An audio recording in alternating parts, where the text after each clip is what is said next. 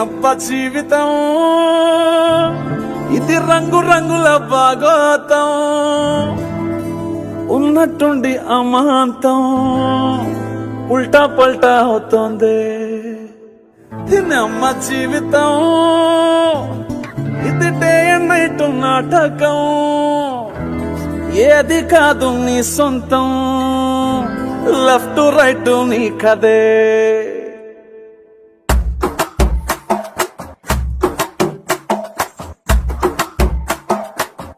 బాబాయ్